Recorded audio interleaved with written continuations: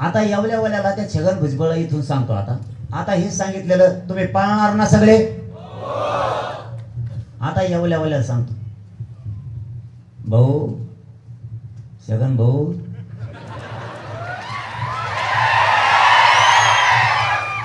तो असा इंगाजिरी तू आमच्यात काढी लावतो होय. मी तो ह्या लय पुढचा आहे.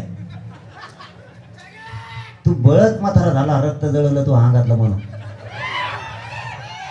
बेट्या तो जर तांगा उलटा नाही बांधला तिथून पुढे नाही.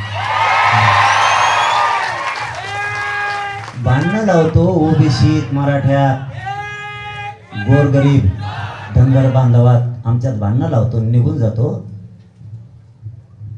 तू किती डाव टाकले मी नाही यशस्वी होणार. छगन भुजबळ तुम्हाला एक सांगतो मी, तू जितकं करशील तितके मराठी एक व्हायला लागले.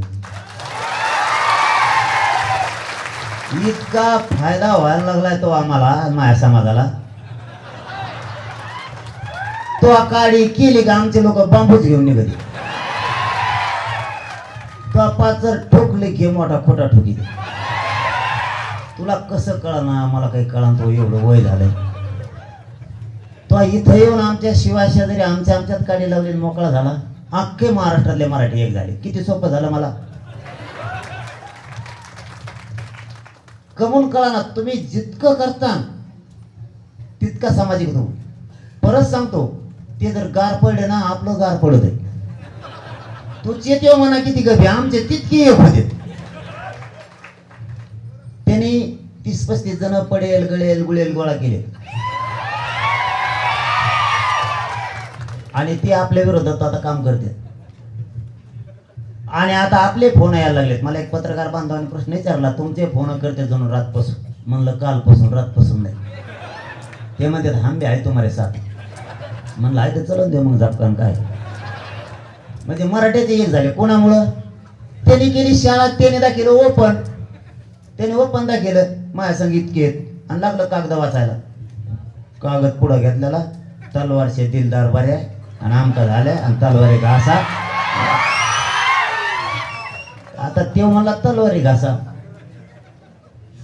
गंजलेल्या मराठे तैट झाली. आहे का नाही काही गरज आहे त्याला उकरून भांडणं आणायची. सुईना चला नसते. तो जितकं करेन तितका मराठा एक व्हायला लागला.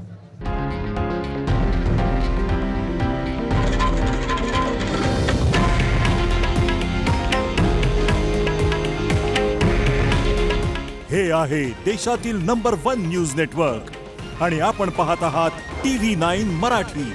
काळजी तुमची, हित महाराष्ट्राचं.